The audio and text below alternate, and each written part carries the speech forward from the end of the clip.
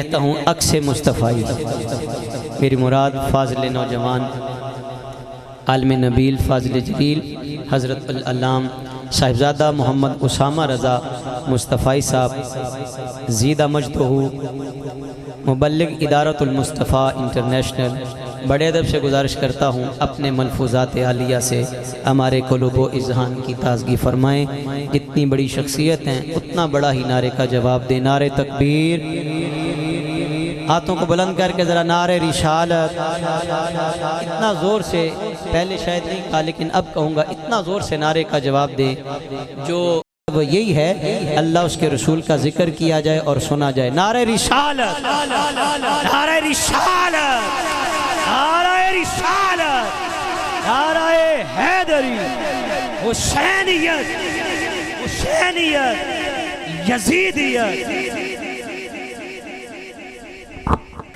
الحمد لولیہ والصلاة والسلام علی نبیہ، اما بعد فاعوذ باللہ من الشیطان الرجیم، بسم اللہ الرحمن الرحیم۔ الا ان اولیاء اللہ لا خوف علیہم ولا هم یحزنون، صدق اللہ مولانا العظیم وصدق رسولہ النبی الکریم الرؤوف الرحیم۔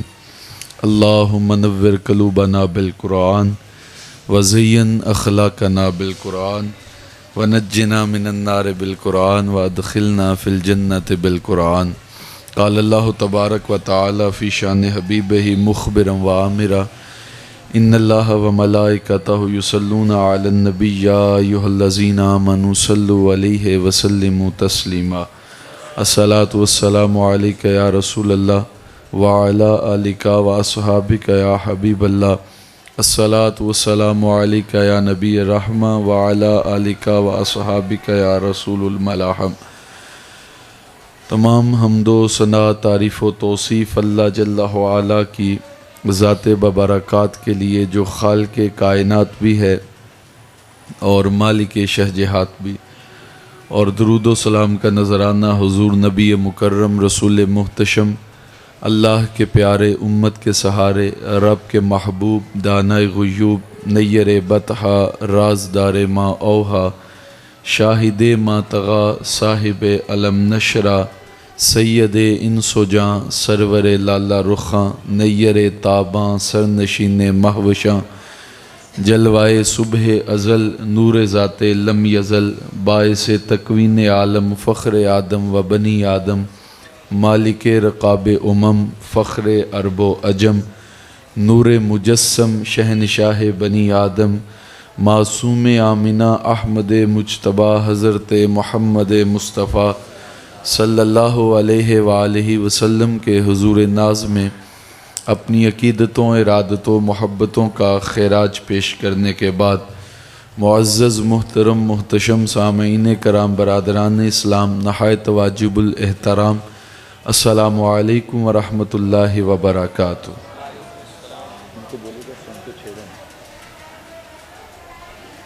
آج کی اس نشست میں چند باتیں آپ کے گوش گزار کرنی ہیں۔ اللہ کی بارگاہ میں دعا ہے اللہ میری زبان پہ کلمت الحق جاری فرمائے اور حق سن سنا کے مجھے آپ کو عمل کی توفیق عطا فرمائے۔ مجھے قبلہ نے کہا کہ ایک گھنٹہ گفتگو کریں، لیکن میری حالت تو یہ ہے کہ فقط ایک کانسوں میں کر دوں حال غم دل بیاں، فقط ایک کانسوں میں کر دوں حال غم دل بیاں، طوفان نوح لانے سے ہے چشم فائدہ، لہجے میں اگر رس ہو تو دو بول ہی کافی ہیں، انسان کو رہتی ہے محبت کی زباں یاد ہمیشہ۔ تو میں آپ کی توجہ کا بھرپور طالب رہوں گا۔ اگر آپ کی ساری توجہ میری جانب ہوگی تو جو پیغام میں نے آپ کو دینا ہے وہ آسانی سے منتقل ہوگا۔ ارے میں گسارو سویرے سویرے، خرابات کے گرد پھیرے بپھیرے، کبھی اس طرف سے بھی گزر کر تو دیکھو، بڑی رونقیں ہیں فقیروں کے ڈیرے۔ اس بر صغیر پاک و ہند کے اندر اللہ کا کوئی نبی نہیں آیا، ایک روایت کوئی صحابی بھی نہیں آیا، ایک روایت ملتی ہے صحابی کی جس کا نام ارتن ہندی بتایا جاتا ہے اور وہ بھی ضعیف ہے۔ یہاں پہ اللہ کے ولی آئے تھے، اولیاء آئے تھے، جنہوں نے آ کر کے لوگوں کو دین پیش کیا، اور گفتار کے ساتھ دین پیش نہیں کیا تھا بلکہ کردار کے ساتھ دین پیش کیا تھا۔ بابا فرید کے پاس ایک خاتون آتی ہے، غیر مسلم ہے، کو میٹھی چیز بنا کر کے لائی، تو یہ تصور تو شروع سے چلا آ رہا ہے کہ اگر کوئی نیک بندہ کھا لے تو اس کے اندر برکت ہوتی ہے۔ تو اس نے کہا حضرت یہ تھوڑا سا آپ لے لیں تو ہمارے لیے تبرکن ہو جائے گا۔ آپ نے وہ تھوڑا سا اٹھایا اور کھا لیا، وہ چلی گئی۔ بعد میں جس مرید نے آپ کو سحری کروائی تھی وہ کہنے لگا حضرت شاید آپ بھول گئے کہ آپ کا روزہ تھا۔ آپ نے کہا میاں مجھے یاد ہے کہ میرا روزہ ہے۔ کہا اگر یاد تھا تو توڑا کیوں؟ کہا نفلی روزہ تھا نا، ٹوٹ گیا، قضا کر لوں گا، اللہ معاف کر دے گا، لیکن اگر اس کا دل ٹوٹ جاتا تو قضا کیسے ہوتی؟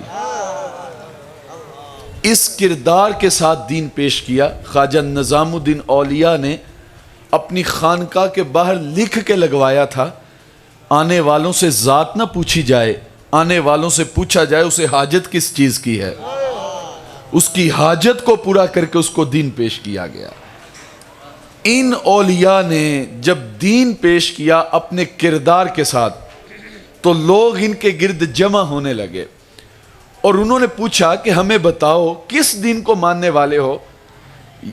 یہاں تو دین کی تبلیغ کرنے والا طبقہ اور ہے، سننے والا اور ہے، اور ایک طبقہ تو وہ ہے جو نہ تبلیغ کر سکتا ہے نہ سن سکتا ہے، اور ایک تو وہ ہے کہ جس برتن کو ہاتھ لگا دیں وہ برتن ناپاک سمجھا جاتا ہے۔ یہ برِ صغیر کی تاریخ ہے، لیکن تم کس دین کو مانتے ہو؟ تو انہوں نے بتایا کہ ہم اس رسول کو ماننے والے ہیں کہ کچھ منافق تو وہ تھے جن کو اللہ کا رسول جانتا تھا، لیکن ایک منافق وہ تھا جس کو مدینے کا بچہ جانتا تھا، اس کا نام عبداللہ بن سلول تھا۔ اس کے اپنے بیٹے حضور کی بارگاہ میں آ کے کہنے لگے حضور اجازت دیں باپ کا سر نہ کاٹ دیں۔ حضور نے پوچھا کیوں؟ کہا حضور آپ کے بارے میں ہجو کرتا ہے، بکواس کرتا ہے۔ حضور نے فرمایا نہیں، جیسا بھی ہے تمہارا باپ ہے۔ مجھے یہاں پہ اگر موقع ملے تو گھنٹوں درکار ہیں اس بات کی تشریح کے لیے کہ باپ ہوتا کون ہے۔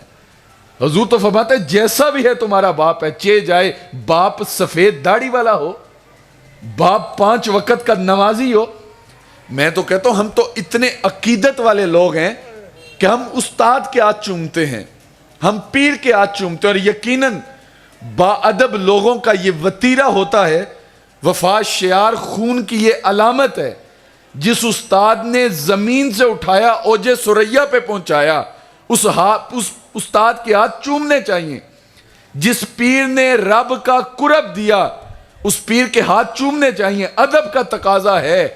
لیکن ہمارا پیٹ پالنے کی خاطر جس ہاتھ پہ چھالے پڑ گئے کبھی وہ ہاتھ نہ چومے، کبھی اس ہاتھ کو بوسہ نہ دے۔ کہا جیسا بھی ہے تمہارا باپ ہے۔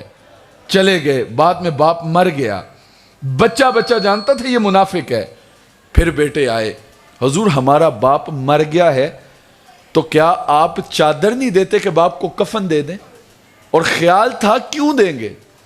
یار آپ مجھے بتائیں، صاحب ایک شخص وہاں پہ کھڑا ہو کے اتنی لمبی زبان کر کے آپ کو گالیاں دیتا ہے، اور میرے پاس پانی پڑا ہو، تھوڑی دیر کے بعد اسے پیاس لگے اور اس کے پاس پانی نہ ہو تو وہ میرے پاس پانی لینے کے لیے آئے تو میں پانی دوں گا؟ میں تو کہوں گا اب آئے نا ان پہاڑ کے نیچے۔ اور دل کے اندر خیال تھا ساری زندگی حجب کی، مخالفت کی، مقاومت کی، ناموافق حالات کے جکڑ پیدا کیے، نکتہ چینیاں کی، تو چادر کیوں دیں گے؟ پہلے آئے تھے قتل کی اجازت مانگنے۔ اس وقت حضور کی محبت نے جوش مارا تو باپ کو قتل کرنے کی نیت پیدا ہوئی، لیکن اب باپ اور بیٹے کا جو رشتہ ہے اس نے جوش مارا تو خیال آیا یار جیسا بھی تھا باپ تو تھا۔ حضور چادر نہیں دیتے، باپ کو کفن دیں دے، اور دل ہی دل میں خیال تھا کیوں دیں گے؟ حضور کندھوں سے مزمل والی کملی اتار کے عطا کر دیتے ہیں۔ جا کر کے باپ کو کفن دیا، پھر حاضر خدمت ہوئے، حضور ہمارے باپ کی میت تیار ہے، جنازہ نہیں پڑھا دیتے؟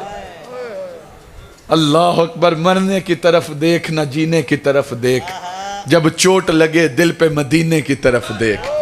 مجھے کہہ لینے دیجئے گا، وہ خاتون جو حضور کے پاس آتی ہے اور حضور سے اشارہ کرتی ہے میں نے آپ سے باتیں کرنی ہیں، یار آپ نے نعرے بھی لگا لیے, آپ نے سبحان اللہ بھی کہہ لی, لیکن میرے سے یہ ساؤنڈ کا شور بھی برداشت نہیں ہوا. میں نے کہا یار کم کر دیں, بات کرنی ہے, نکما طالب علم ہوں, ادنا سا خادم ہوں, لیکن میرے سے یہ شور بھی برداشت نہیں ہوا, لفظ بھی ٹوٹے پھوٹے, لہجہ بھی سلامت نہیں ہے, لیکن یار آپ سے بات کرنی ہے, درمیان میں کوئی چیز حائل نہ ہو. تو مجھے بتائیے, جہاں سننے والے ابو ذر غفاری بیٹھے ہوں, ابو بکر صدیق بیٹھے ہوں, عمر فاروق بیٹھے ہوں, عثمان غنی بیٹھے ہوں, مولا علی بیٹھے ہوں, اور بیان کرنے والے آمنہ کے لال بیٹھے ہوں, اس محفل کی رت نرالی نہیں ہوگی؟ ایک بڑھیا, ایک جو ہے وہ خاتون آتی ہے, پاگل ہے, توازن عقلی بھی ٹھیک نہیں, اشارہ کرتی ہے, حضور میں نے آپ سے باتیں کرنی ہیں. حضور فرماتے ہیں کہو. کہتی یہاں پہ نہیں کہنی, باہر کھلے صحن میں کہنی ہے. یار آج پیر سے ملنے آئے غریب مرید, تو پیر تو ملاقات بھی نہیں کرتا, نکر کے اندر لگ کے بیٹھ جا, اتنی بار استغفار پڑھ لے, اتنی بار اللہ اکبر پڑھ, پیر صاحب مراقبے میں باہر آئیں گے تو ملاقات ہوگی. اتنی دیر میں ایک شخص لمبی چمکتی گاڑی میں آتا ہے, پیر صاحب دروازے پہ استقبال کرنے آتے ہیں. یہاں تو طریقت بکتی ہے, یہاں تو پیری مریدی بکتی ہے. اقبال کے پاس ایک پیر آیا, تو پیر کے مرید کو پتا چلا کہ میرے پیر صاحب بھی آئے اور اقبال بھی ہے, تو اس کا خیال تھا دونوں سے ملاقات ہو جائے. تو وہ پیر کے, یہ ہمارے ہاں جو خانقاہ کا نظام ہے یہ بڑا ستھرا پاکیزہ مطہر نظام تھا, لیکن ہم سے غلطی یہ ہوئی کہ منزل ان کو ملی جو شریک سفر نہ تھے. آج ہر 2 نمبر جس نے ضرورت سے زیادہ پہن لیے یہ سارے ہی اتار دیے. وہ بھنگ کوڑنے والا, وہ چرس پینے والا, وہ کتے لڑانے والا, وہ گدی نشین ہو کے بیٹھ گیا, اور ہم نے بھی اس کو ماننا شروع کر لیا. اتنا معیار نیچے چلا گیا, ہم نے کبھی سوچا ہی نہیں یہ کون ہے.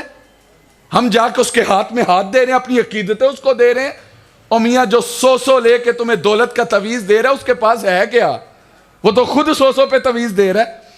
جو پیسے لے کے تمہارے ہاتھ کی تقدیر دیکھ رہے ہیں اس کی اپنی تقدیر کتنی ٹھیک ہے, لیکن ہم جا کے ان کے پاس اپنی عقیدتیں گروی رکھتے ہیں. ہم نے کبھی, اور ان سے پوچھا جائے جناب کیوں جاتے ہیں, جی اس کا باپ بہت بڑا پیر تھا. اور میاں اگر یہی دائیہ ہے, یہی نظریہ ہے کسی کو ماننے کا, تو مجھے بتائیں ہم سب حضرت آدم کی اولاد نہیں ہیں؟ ہم سب نبی کی اولاد نہیں؟ پھر ہماری عزت کیوں نہیں, ہماری تکریم کیوں نہیں, ہمیں کیوں نہیں مانا جاتا؟ اور پھر کہا جاتا ہے جی دیکھیں پیر صاحب کے چہرے پہ نور کتنا ہے, جس کی گاڑی میں بھی ایسی, جس کے کمرے میں بھی ایسی, جس کو کمرے سے لے کے گاڑی تک جاتے ہوئے گرمی لگے, جس کو کھانے کے لیے 3 وقت گوشت ملے, نوالے بھی توڑ کے دیے جائیں اور اس کو دبایا جائے نرم ہاتھوں سے, تو اس کے چہرے پہ نور نہیں ہوگا تو اور کیا ہوگا؟ ہمارے ایک دوست ہے وہ کہتا ہے اس کو کدال پکڑا کے نکالے نا پہلی کے اندر, دیکھنا سارا نور جاتا کہاں پہ ہے.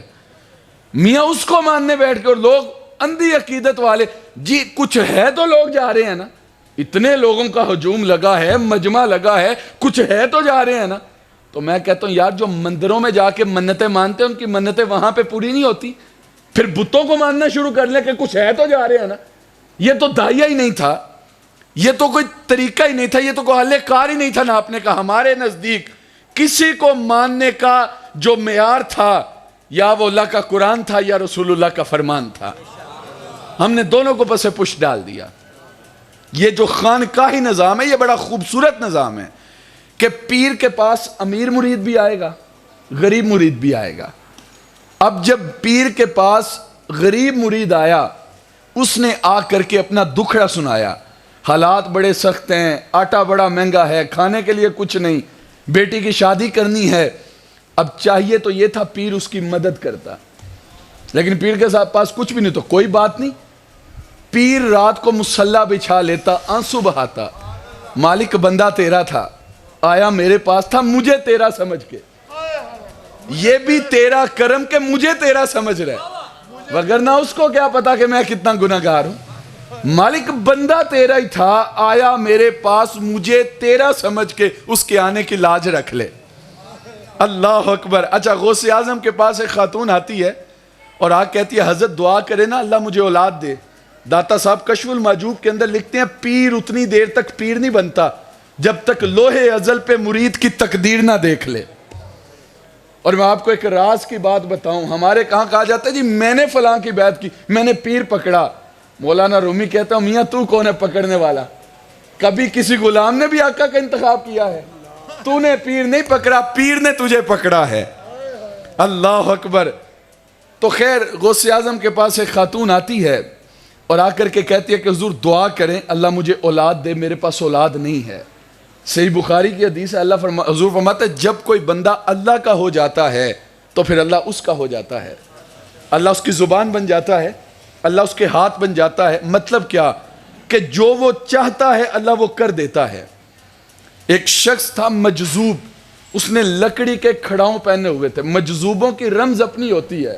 میرے امام نے کہا تھا فے فکر نو کرنا سلام چنگا، پویں حال تھیوں بے حال ہوئے، اے نہ سمجھی دے وچ کچھ نہیں متا اس دا پیر کمال ہوئے، 14ویں پشت چ پہنچ پیندا پویں کسے فقیر دا بال ہوئے، احمد شانہ گدری پھول ویکھی متا گدری وچ کوئی لال ہوئے۔ اللہ اکبر۔ یہ فقیروں کی اپنی رمز ہوتی ہے۔ کوئی مجذوب بیٹھا نا، یہ دنیا سے لا تعلق ہوتے ہیں۔ کوئی مجذوب بیٹھا تھا قبرستان کے اندر تو کوئی شخص قریب سے گزرا، اس نے کہا بابا کبھی آ نا بازار کے اندر، بازار کی رونقیں دیکھ۔ اس نے کہا کیا کروں گا آکے؟ اس نے کہا فلک بوس عمارتیں دیکھ، لمبی گاڑیاں دیکھ، ٹیکنالوجی کا دور دیکھ، دنیا کہاں سے کہاں پہنچ گئی۔ بابا ہنس کے کہنے لگا پتر میں بازار آ کے کیا کروں، بازار والے سارے تو ادھر آ رہے ہیں۔ تو فقیر کی رمز اپنی ہوتی ہے۔ اللہ اکبر۔ اس نے لکڑی کے کھڑاؤں پہنے ہوئے تھے، تازہ تازہ بارش ہوئی تھی، بازار سے گزر رہا تھا، پانی کھڑا تھا۔ ایک حلوائی جو ابھی صبح کا وقت تھا دکان کھول رہا تھا، اس نے کہا بابا جی ذرا اندر آئیں، ابھی دکان کی صفائی کی، بابا جی ذرا اندر آئے نا۔ بابا نے کہا کیا کام ہے؟ آپ اندر تو آئیں۔ اندر آیا، اس نے گرما گرم دودھ کا پیالہ پیش کیا، بابا جی یہ پئیں اور مجھے دعا دیں۔ کچھ لوگ ہوتے ہیں عقیدت والے۔ بابے نے پیا، دعا دی، وہ دکان گندی ہو گئی، اس نے دوبارہ صاف کی، بابا چلا گیا۔ تھوڑا سا آگے گیا تو ایک فاحشہ خاتون اپنے یار کے ساتھ بیٹھ کے موسم کا لطف لے رہی تھی۔ پانی کھڑا تھا، بابے نے کھڑاؤں رکھا نا پانی کے اندر، تو کھڑاؤں سے ایک چھینٹا اڑا اور اس کی محبوبہ کے کپڑوں پہ گرا۔ اس کو غصہ آیا، اس نے آ کے بابے کو تھپڑ مارا۔ فقیر بنے پھرتے ہو، چلنے کی بھی تمیز نہیں ہے۔ بابے نے آسمان کی طرف رخ کیا، مالک تیری قدرت، کہیں سے دودھ پلواتا ہے کہیں سے تھپڑ کھلواتا ہے۔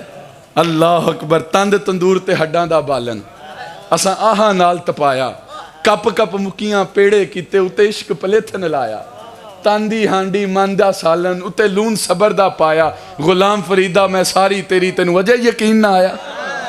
اللہ اکبر۔ جے سونا میرے دکھ وچ راضی تے میں سکھ نو چلے ڈام، مالک تیری مرضی، تو ایسے راضی ہے تو میں بھی ایسے ہی راضی ہوں۔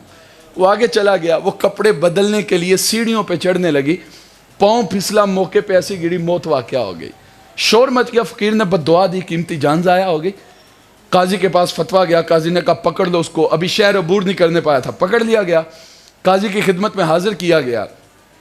قاضی نے کہا عجیب آدمی ہو، مجذوب بنے پھرتے ہو اور ایک تھپڑ کھانے کی بھی برداشت نہیں ہے۔ اس نے کہا کیا ہوا؟ کہا تو نے بددعا دی، قیمتی جان چلی گئی۔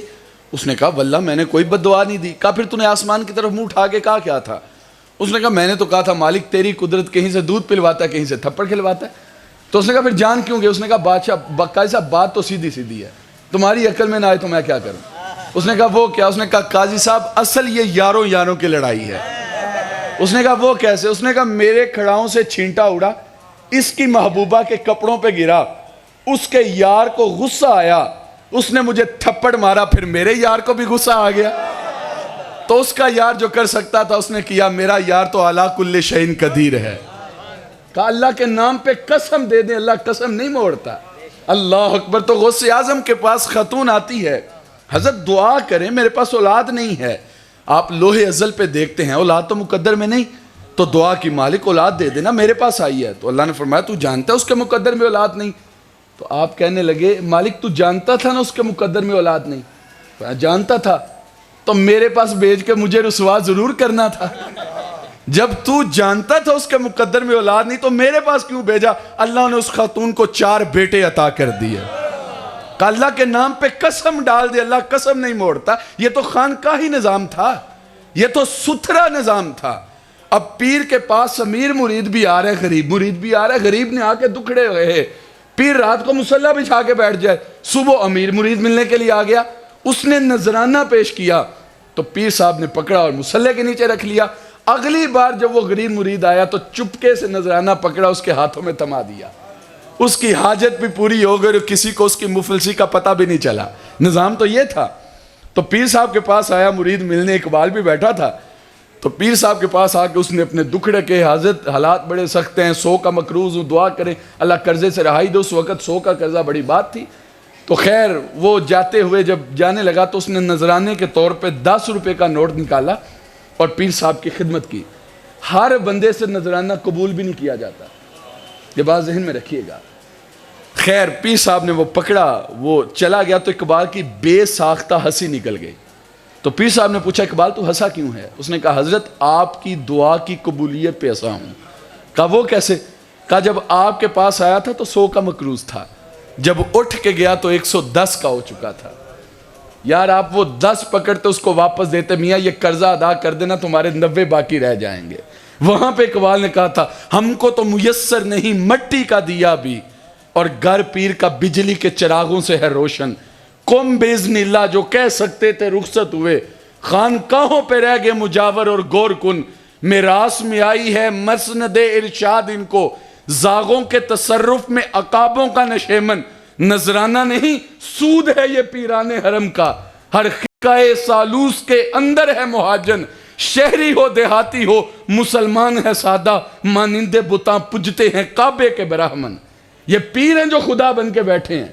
عبد القادر جیلانی تو کہتے ہیں پیر کا کام ماں کے کام جتنا ہے. ماں بچے کو دودھ پلاتی ہے, انگلی سے پکڑ کے چلنا سکھاتی ہے, جب بچہ چلنے کے قابل ہو جائے بازار کا رستہ دکھاتی ہے. خود بھی کما, خود بھی کھا, ہمیں بھی کھلا, خود بھی اپنا پیٹ پال, ہمارا پیٹ بھی پال. پیر کا کام یہ تھا. سالک آیا اس کے پاس, اس کا قلب آلودہ تھا, دل پہ زنگ لگے ہوئے تھے, نگاہ کرتا دل کے زنگ اتار دیتا. پیر تو وہ تھا. اللہ اکبر. جب اس کے پاس آیا, اور یہ ذہن میں رکھیے گا بن مرشد راستے نہیں ملتے. اللہ اکبر. کسی اللہ والے کے ہاتھ میں ہاتھ دیں تو پھر پتہ چلتا ہے دل ہوتا کیا ہے, زندگی ہوتی کیا ہے. جس نے کسی کے ہاتھ میں ہاتھ ہی نہیں دیا اس کو کیا پتا زندگی کس کو کہتے ہیں. حضرت مالک بن دینار گزر رہے تھے اور ایک مجوس جو آگ پرست آگ کی پرستش کر رہا تھا, آپ اس کے قریب چلے گئے, جا کے کہنے لگے میاں تو آگ کی پوجا کیوں کرتا ہے؟ ہم تو اپنی مستی کے اندر رہنے والے لوگ ہیں. ہم ابھی صاحب بات کر رہے تھے, میرے سے ناراض نہ ہوئیے گا, ہم جو آ رہے ہیں ان کو تبلیغ کر رہے ہیں. یار مبلغ کا کمال یہ نہیں ہے کہ جو چل کے آیا ہے اس کو تبلیغ کرے. کمال مبلغ کا یہ ہے کہ جو زندگی کی راہوں سے مایوس ہو چکا ہے, جو جینے کا سلیقہ بھول چکا ہے, جس نے مسجد کا رستہ ہی نہیں دیکھا, اس کو بازو سے پکڑ کے لائے, قرآن کے ساتھ محبت پیدا کر دے. کمال تو یہ ہے اس کے قلب کے اندر زندگی کا شعور ڈالے. کمال تو یہ ہے جن سے مل کر زندگی سے عشق ہو جائے وہ لوگ. شاید آپ نے دیکھے نہ ہو مگر کچھ ایسے بھی ہیں, کبھی ان کے پاس بھی تو آؤ نا. کمال تو یہ تھا کہ جو آیا ہی نہیں اس کو پکڑ کے لایا جاتا. او میاں کہاں بھٹک رہا, آ تجھے بتاؤں زندگی کہتے کس کو ہیں. یہ چند سانسیں جو اللہ نے ودیعت کیے ہیں یہ کس کے لیے ہیں. کمال تو یہ تھا. اللہ اکبر. تو مالک بن دینار گزر رہے تھے تو ایک شخص آگ کی پوجا کر رہا تھا, تو آپ اس کے قریب چلے گئے. کمی اس کو پوجتے کیوں ہو؟ تو وہ آگے سے طنزیہ طور پہ کہنے لگا دیکھیں آپ کا مذہب کہتا ہے جب کوئی شخص گناہ کرے گا تو ہم آگ کے اندر اس کو جلائیں گے. تو اگر مجھے آپ کے مذہب کے مطابق آگ کے اندر ڈالا گیا تو آگ مجھے جلائے نا. تو آپ کہنے لگے کتنا عرصہ ہو گیا آگ کی پوجا کرتے ہوئے؟ وہ کہنے لگا حضرت اتنے سال. کہا ذرا ہاتھ ڈالنا تھوڑی سی ٹھنڈی ہوئی ہے کہ نہیں ہوئی. تو وہ تھا بڑا ہوشیار, تو کہنے لگا آپ کس کی پوجا کرتے ہیں؟ کہا جس نے اس آگ کو پیدا کیا ہے. تو کہا ذرا آپ ہاتھ ڈال لینا کہ آپ کو جلاتی ہے کہ نہیں جلاتی. تو مالک بن دینار کہنے لگے کہ میاں اگر میں نے ہاتھ ڈالا میرا ہاتھ نہ جلا اور بعد میں تو بھاگ گیا. اس نے کہا حضرت اگر میں نے ڈالا میرا نہ جلا اور بعد میں آپ بھاگ گئے. تو انہوں نے فیصلہ یہ کیا کہ ایک دوسرے کا ہاتھ میں ڈال کے نا آگ کے اندر کیا. جب باہر نکالا تو ہاتھ دونوں کا سلامت. مالک بن دینار کہنے لگے بارہ الہ تیری قدرت کے عجیب ہی نظارے ہیں, وہ آگ کی پوجا کرتا ہے میں تیری پوجا کرتا ہوں, ہاتھ اس کا بھی سلامت, ہاتھ میرا بھی سلامت, مالک اس کا ہاتھ جلا کیوں نہیں؟ عاطف سے آواز آئی میرے بندے کیسے جلتا تیرے ہاتھ میں جو تھا. اس کو کہنا ذرا اکیلا ہاتھ تو ڈال کے دکھائے. اللہ اکبر. تو یار یہ تو ایک منظم نظام تھا. پیر کے پاس آئے ہیں تو کچھ لے کے, پیر کے پاس جب آئے ہیں تو میرے استاد گرامی فرماتے ہیں جب ماضی کے پیروں کے پاس جاتے تھے نا تو ان کی نگاہ دل پہ ہوتی تھی، وہ کہتے تھے تیرے دل کا زنگ صاف کر دیں گے، لیکن آج کے پیر کی نگاہ دل پہ نہیں ہوتی، دل پہ لگی جیب پہ ہوتی ہے، وہ کہتے ہیں تیرا دل صاف کرے نہ کرے تیری جیب صاف کر دیں گے۔ تو میاں یہ دل صاف کرنا تھا، یہ خانقاہی نظام ہے۔ پیر کے پاس مرید آیا تو پیر کا کام کیا ہے؟ اس کے دل میں اللہ کا ورد جاری کرتا، اس کا قلب جاری ہوتا، اس کا دل رب کی یاد سے غافل نہ ہو پاتا۔ ایک دم غافل 100 دم کافر سانو مرشد ہو پڑھایا ہو، جو دم غافل چڑھا گیا وہ تو برباد ہو گیا۔ ہم تو ایک دم بھی غافل ہونے کے قائل نہیں ہیں، چاہے جائے کہ ساری زندگی غفلت میں گزار دی جائے۔ ہمیں تو یہ سبق پڑھایا گیا تھا کہ اے دل حجرہ رب سچے دا تے پا فقیرہ جاتی ہو، سب کچھ تو تیرے اندر ہے، اپنے من میں ڈوب کر پاجا سراغے زندگی، میرا نہیں بنتا نہ بن، اپنا تو بن۔ اور باہو 4 قدم آگے بڑھ کے کہتے ہیں وچے بیڑے وچے جیڑے وچے ونج مہانے ہو، 14 طبق دلے دے اندر تمبو ونگو تانے ہو۔ یہ سب کچھ تو تیرے اندر ہے، پر تجھے اندر اترنا پڑے گا۔ یار جس کو یہ بھی نہ پتا ہو کہ میں کون ہوں، میں آپ سے پوچھتا ہوں، ہم کوئی عام آدمی تو نہیں ہے، ہمارے سر پہ رب نے اپنی خلافت کا تاج رکھا ہے۔ کسی مرید کو پیر خلافت دے دو، اس کے قدم زمین پہ نہیں لگتے، خوشی سے وہ جھومتا ہے۔ اور جس کے سر پہ میرے رب کی خلافت کا تاج ہو، وہ اپنے آپ کو پہچانے کوئی نہ، لیکن خود آگاہی تو ہمیں ملی ہی کوئی نہیں۔ اور جسے یہ پتہ ہی نہ ہو کہ میں کون ہوں، آپ روڈ پہ نکلیں، آپ ایک شخص دیکھتے ہیں قد رانا رکھتا ہے، خوبصورت جوانی ہے، چوڑی چھاتی ہے، کشادہ پیشانی ہے، نرگسی آنکھیں ہیں، اور جو ہے وہ ریشمی بال ہیں، خوبصورت رنگت ہے، چڑھتی جوانی ہے، الفوان شباب کی بجلیاں چمکتی ہیں۔ آپ کہتے ہیں واہ واہ کیسا سونا نوجوان ہے۔ تھوڑا سا آگے گزرتا ہے، اس کی قمیض کے پیچھے اس کا گھر کا ایڈریس لکھا ہوا تھا، جس پہ رشک آ رہا تھا، ترس آنے لگ گیا۔ یہ بیچارہ تو گھر کا پتہ بھی نہیں جانتا، اسے تو یہ بھی نہیں پتا کہ میں کون ہوں، اور جسے یہ بھی نہ پتا ہو کہ میں کون ہوں اس کے پلے ہوتا کیا ہے۔ تو پیر کا کام کیا تھا کہ اس کو خود آگاہی کا نور دیتا، اس کا قلب صاف کرتا، اور پھر دور سے اشارہ کرتا میاں وہ گنبد خضرا تیری منزل ہے، اب وہاں پہ چل کے تو نے جانا ہے۔ لیکن یہاں پہ پیر دیوار بن کے کھڑا نہیں ہو جاتا، یہاں پہ خدا بن کے نہیں بیٹھ جاتا بس مجھے ہی مانو، نماز پڑھو نہ پڑھو اس کی پرواہ کوئی نہیں، ہر جمعہ رات سلامی پیش کرتے رہنا، تم نمازیں پڑھو روزے رکھو اس کی پرواہ کوئی نہیں، جنت کا ٹکٹ تمہیں دے دیا نذرانہ دیتے رہنا۔ یہ کون سی عقیدت ہے؟ ہم فقر ہندی کو نہیں مانتے، ہم فقر حجازی کے قائل ہیں۔ ہم اس فقر کو مانتے ہیں جو محمد عربی لے کے آئے تھے۔ تو حضور صلی اللہ علیہ وسلم کی مجلس لگی ہے، بات کہاں سے شروع ہوئی کہاں پہ پہنچی؟ وہ بڑی آ کے کہتی ہے حضور میں نے آپ سے باتیں کرنی ہے۔ حضور سے بڑا پیر بھی کوئی زمانے پہ آئے گا؟ حضور سے زیادہ سٹیٹس بھی کسی کا ہوگا؟ وہ کہتے ہیں حضور میں نے آپ سے باتیں کرنی ہے۔ حضور فرماتے ہیں کہو۔ کہتی ہے یہاں پہ نہیں کرنی، باہر کھلے صحن میں کرنی ہے۔ حضور ممبر چھوڑ کے اس کی باتیں سننے کے لیے چلے گئے۔ ایک تو ہی تے ہے میری آنساں دا سہارا، دس کنوں کراں یاد جے تینوں نہ کراں میں۔ اور وہ آ کر کے حضور سے باتیں کرنے لگی۔ حضرت عمر کہتے ہیں مجھے بڑا غصہ آ رہا تھا، عرب کی کڑکتی ہوئی دھوپ، حضور کا نازک بدن، اس کی بے تکی سی باتیں، اور حضور کے کار نبوت پہ اہم ذمہ داریاں، لیکن کر کچھ نہیں سکتے تھے۔ حضور اپنی مرضی سے کھڑے تھے۔ جب اس نے گھنٹوں باتیں کی نا، اچھا وہ پاگل خاتون تھی، اس نے باتیں کیا کرنی تھی؟ کوئی روزے کا مسئلہ پوچھنا تھا، کوئی نماز کا مسئلہ پوچھنا تھا۔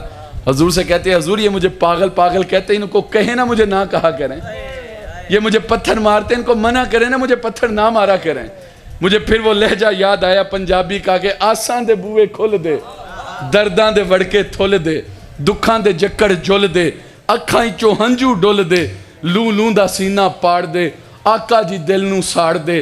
میں غوطے تے غوطہ کھا رہے ہاں، وہماں چ ڈوبدا جا رہے ہاں، دساں نہ چننا تارے ہاں، رائیاں تو پچھ پچھ ہا رہے ہاں، جتھے خدا دا نور ہے او شہر کنی دور ہے۔ سوچاں پکاندا جاونا، من وچ بٹھاندا جاونا، کر لیا کرینا انج دا ہونا مدینہ انج دا۔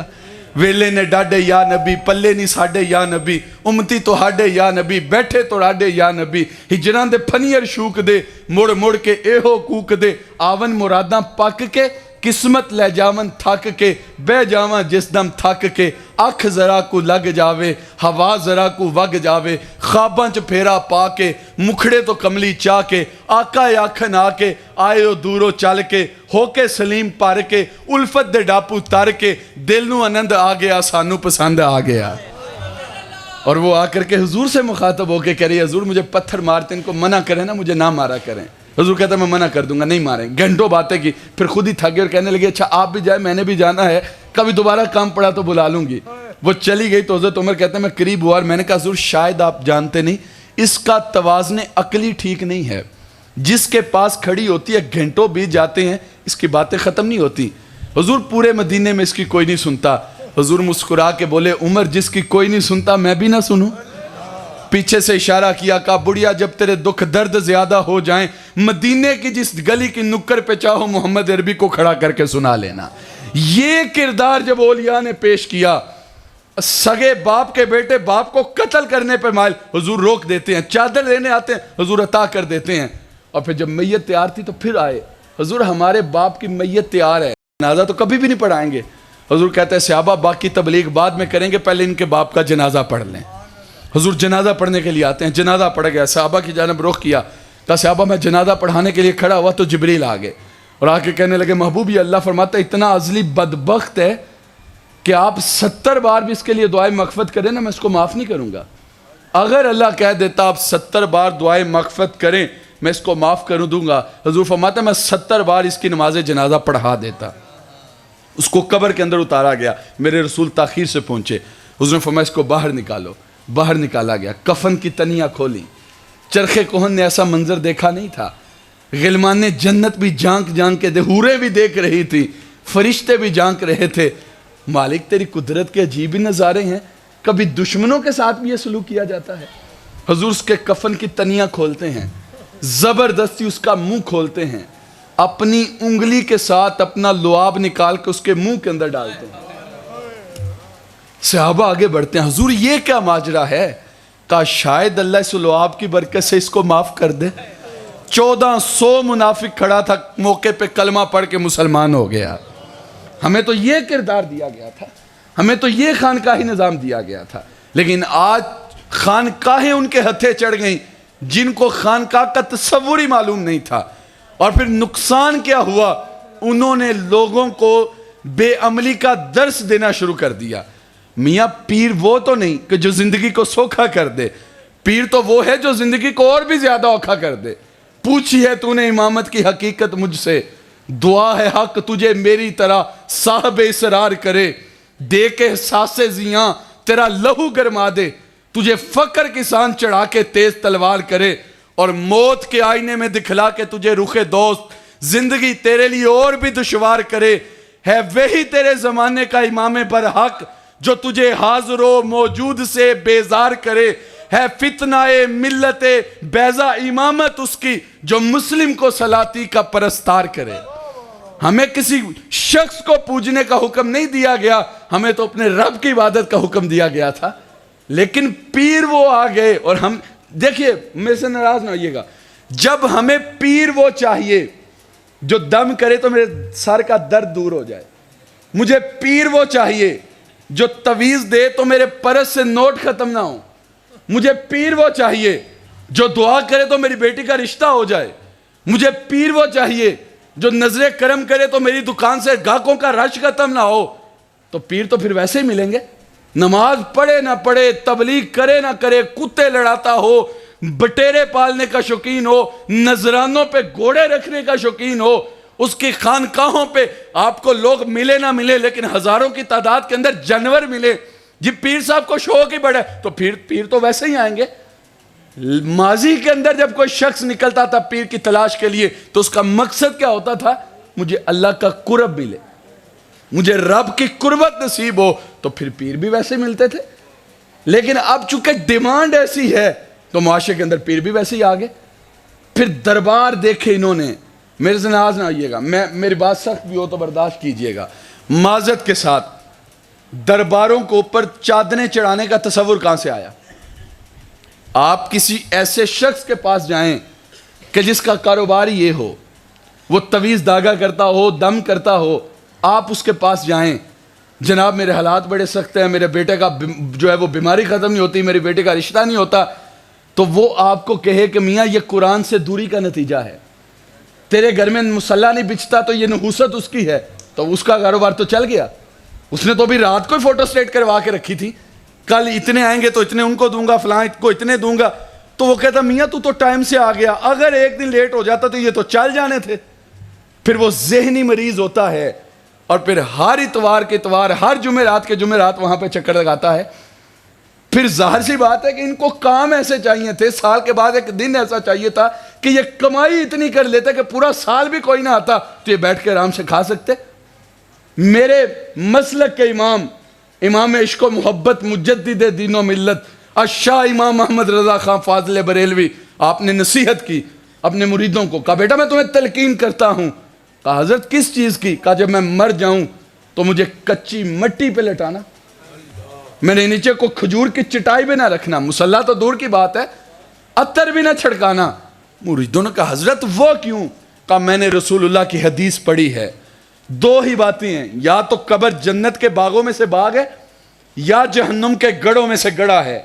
اگر میری قبر اللہ نہ کرے جہنم کے گڑھوں میں سے گڑھا ہوئی تو تمہارا مصلی مجھے کیا بچا لے گا، اور اگر میری قبر جنت کے باغوں میں سے باغ ہوئی تو تمہارے مصلی کی حیثیت ہی کیا ہے جنت کے مقابلے میں. ہمیں تو یہ تلقین کی گئی، لیکن یہاں پہ باقاعدہ ایک جو ہے وہ ایک مسلسل تسلسل کے ساتھ کاروبار جاری ہے، چادر پہ چادر چڑھائی جا رہی ہے. میاں ایک چادر سے بھی کام تو چل سکتا تھا. میاں جو برہنہ ہیں، جو ننگے ہیں، ضرورت تو زیادہ ان کو تھی. ہمیں تو یہ درس دیا گیا، آدھا فقر بھوکوں کو کھانا کھلانا اور ننگوں کو لباس پہنانا ہے، لیکن ہم نے وہ تو نہیں کیا. رب کی مخلوق راضی یا ناراض اس کی پرواہ کوئی نہیں. ہمسایہ بھوکا سوتا ہے یا کھا کے سوتا اس کی پرواہ کوئی نہیں، پیر راضی رہے. پیر صاحب سال کے بعد ایک چکر آئے گھر کے اندر لگانے کے لیے تو نذرانے بھی پیش کیے، سوٹ بھی پیش کیے. تصور کہاں سے آیا؟ میاں جو برہنہ ہیں، ضرورت تو زیادہ ان کو تھی. ایک بادشاہ کے دربار کے اندر ایک مانگٹ آتا ہے اور وہ برہنہ تھا، آ کر کے کہنے لگا بادشاہ اگر میں تیرے دربار میں مر جاؤں تو مجھے کیا دے گا؟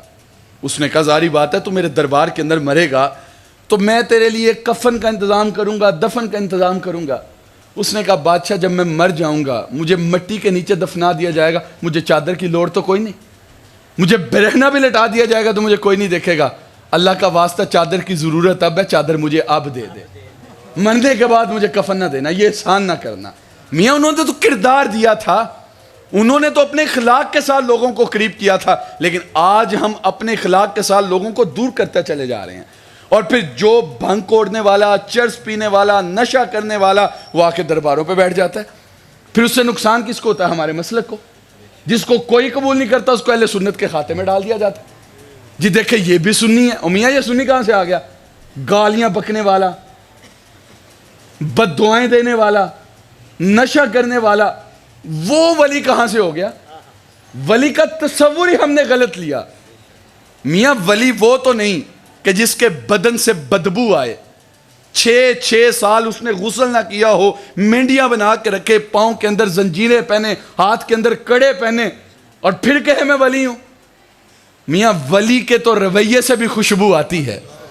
ولی جہاں سے گزرے وہ راہیں مہک جاتی ہیں، لیکن ہم نے ولی کس کو مان لیا؟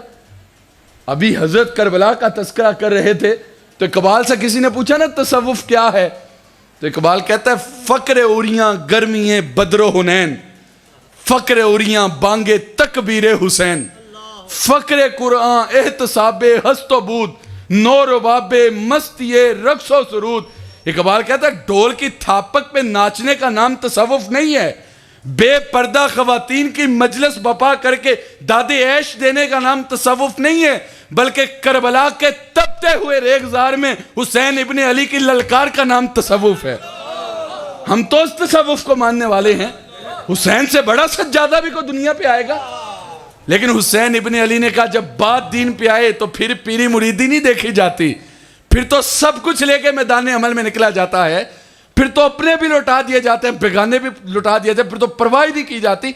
لیکن یہاں پہ پھر حجرہ نشین بن کے بیٹھا ہے اور لوگ جو ہیں وہ اندھیروں کے اندر بہک رہے ہوں، ظالم کے ہاتھ پہ ہاتھ دے رہے ہوں، اور پیر صاحب کے ہم تو پیر ہوتے ہیں، ہمیں پرواہ کوئی نہیں، ہمارا کام جو ہے وہ حجرہ نشین ہو کے بیٹھتے ہیں۔ یہ پیروں کے کام نہیں ہے، یہ تو قوم کے مصور تھے، انہوں نے قوم بنانی تھی۔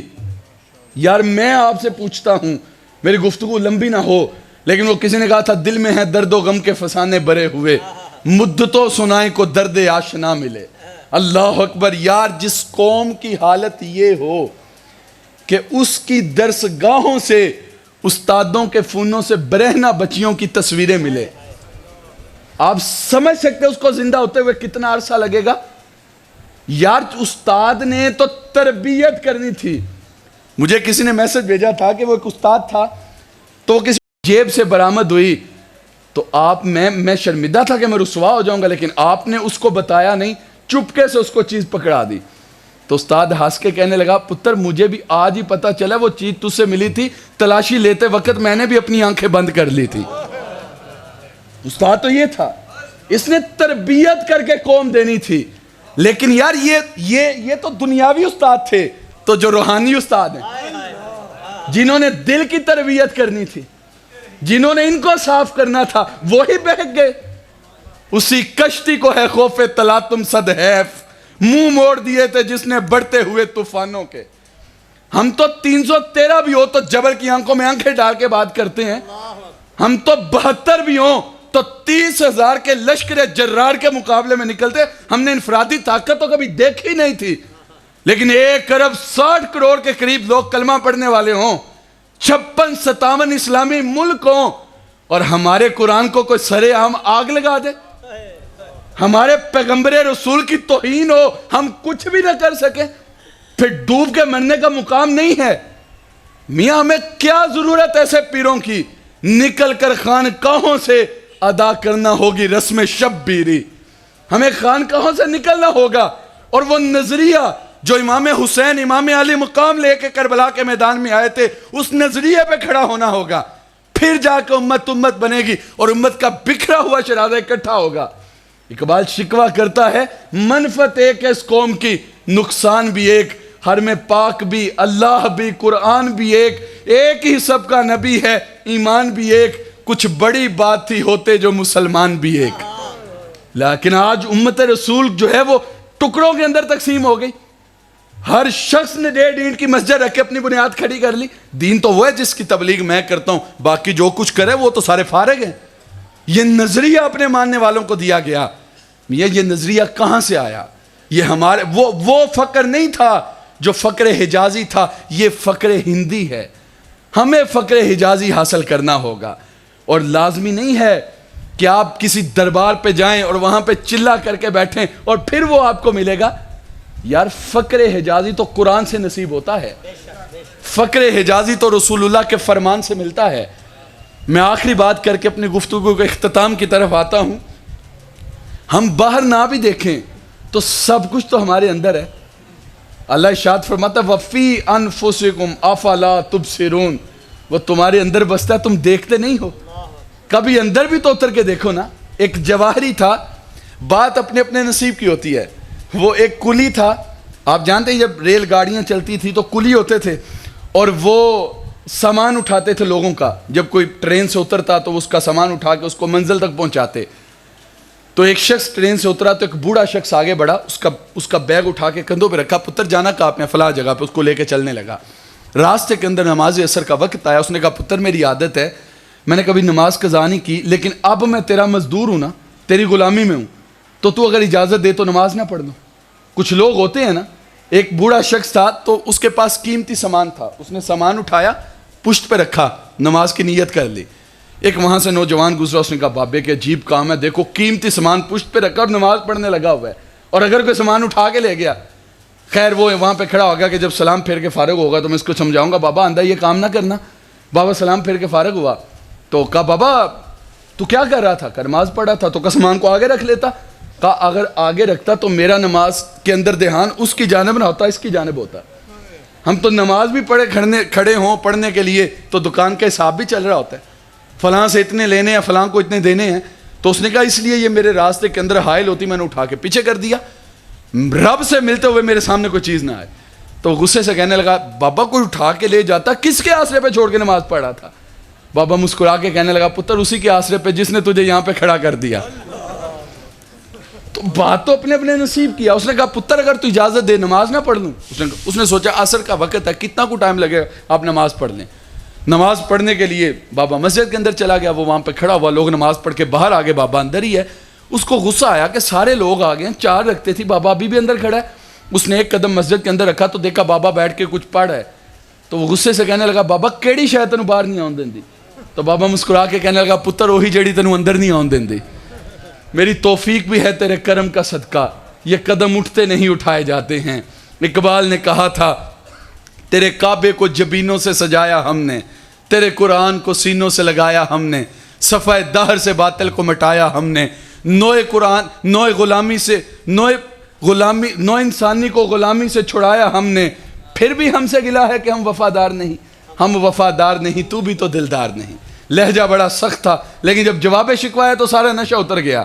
لفظ وہی ہے, سیگا بدلتا ہے, جواب اس جانب سے آتا ہے. میرے کعبے کو جبینوں سے سجایا کس نے, میرے قرآن کو سینوں سے لگایا کس نے, صفحہ دہر سے باطل کو مٹایا کس نے, نو انسانی کو غلامی سے چھڑایا کس نے.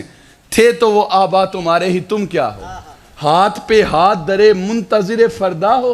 ہر کوئی مست میں ذوق تن آسانی ہے, تم مسلمان ہو یہ انداز مسلمانی ہے. حیدری فقر ہے نئے دولت عثمانی ہے, تم کو اسلاف سے اپنے کیا نسبت روحانی ہے.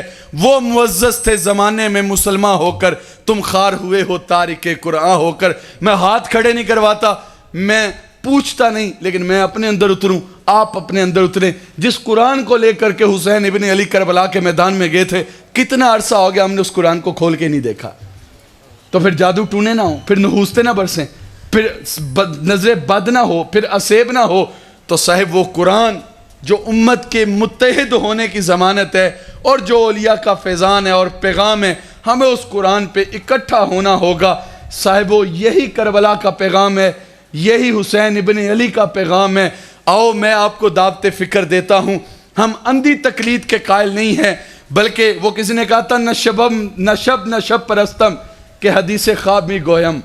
نہ میں رات کا قائل ہوں, نہ میں رات کے اندھیرے میں کوئی بات کرتا ہوں. میں جو بھی کہتا ہوں میں چٹے سورج کے اندر کہتا ہوں.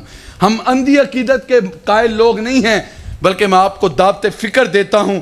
اس وقت جب کسی طرف سے بھی امت کو کوئی سمت نظر نہیں آتی, کوئی اجالا نظر نہیں آتا, ہمیں کوئی ایسا پلیٹ فارم چاہیے جو قرآن کی تبلیغ کرتا ہو, رسول اللہ کے فرمان کی تبلیغ کرتا ہو.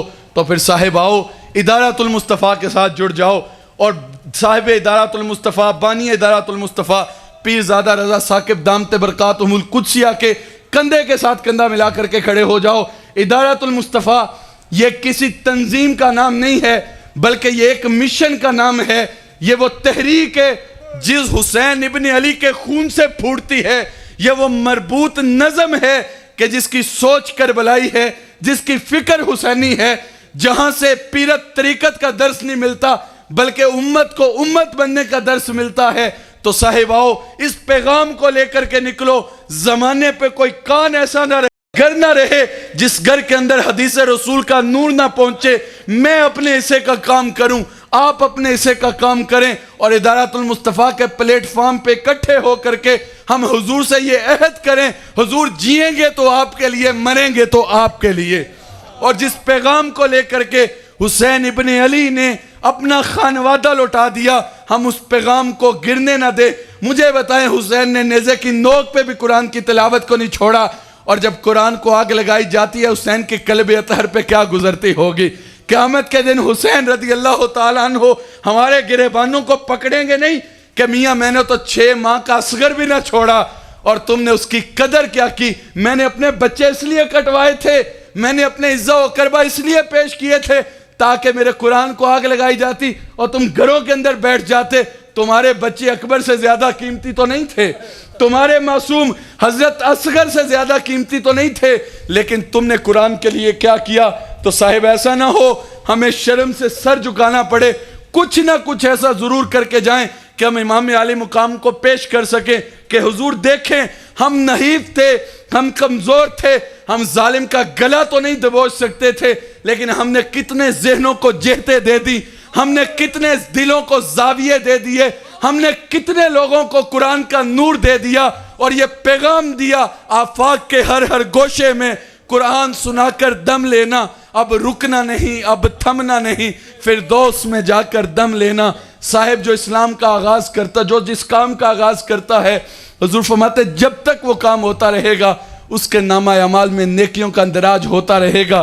آج میں بانیان محفل کو مبارکباد پیش کرتا ہوں کہ جب لوگ اس قدر کند ذہن ہو جائیں کہ وہ ڈول کی تھاپک پہ تو سرور لیتے ہوں، ان کو میاں صاحب کے شعروں پہ تو لطف آتا ہو، لیکن قرآن کی آیتیں ان کے دلوں پہ اثر نہ کرتی ہوں، اس دور کے اندر یہ علم جہاد ہے جو انہوں نے بلند کیا، اور اس موقع کے اوپر لوگوں کو اکٹھا کر کے انہوں نے قرآن کا پرچار کیا اور اپنے سینے کے اندر قرآن کی تخم ریزی ہونے کا اعلان کیا، اور لوگوں کو کہا میاں ہم قرآن کو مانتے ہیں تو آ جاؤ قرآن کو مان لو۔ ادب کے اندر اتنا اوپر قرآن نہ رکھنا کہ دوبارہ اپنا ہاتھ ہی وہاں تک نہ پہنچنے پائے، تو آؤ قرآن کے دامن کے ساتھ جڑ جاؤ۔ اور ابھی ذکر کیا جا رہا تھا کہ سب سے پہلے اس محفل کا آغاز عدنان خان مصطفی صاحب نے کیا تھا، وہ اس دنیا سے چلے گئے، اللہ ان کی قبر کو بقائے نور بنائے، کروٹ کروٹ ان کو جو ہے وہ جنت کی بہاروں سے مالا مال کرے اور حضور کی خصوصی شفقتوں سے مالا مال کرے۔ جتنے مصطفی برادران، جتنے قرآن کی نوکری کرنے والے اس دنیا سے چلے گئے، اللہ سب کو جزائے خیر عطا کرے۔ میں اپنے شیخ طریقت کا ایک جملہ آپ کی نظر کر کے اپنی گفتگو کو سمیٹ دیتا ہوں۔ میرے شیخ فرماتے ہیں میاں دو ہی باتیں ہیں، یا تو کام کرو یا کرنے دو، درمیان میں آڑ بن کے نہ بیٹھو۔ اگر کام کر سکتے ہو ہم تمہارے پیچھے چلنے کے لیے تیار ہیں، اور اگر تمہیں کوئی ایسا لیڈر نہیں ملتا، تمہیں کوئی ایسا شخص نہیں ملتا کہ جس کے پاس تم کھڑے ہو جاؤ، اس وقت امت مسلمہ کو خانقاہوں کی لوڑ نہیں ہے، اس وقت امت مسلمہ کو مدارس دینیہ کی لوڑ ہے۔ ہمیں ایسے مدارس چاہیے، اب شہر میں کوئی ایسا مکتب کھولے ناصر جہاں پہ آدمی کو انسان بنایا جائے۔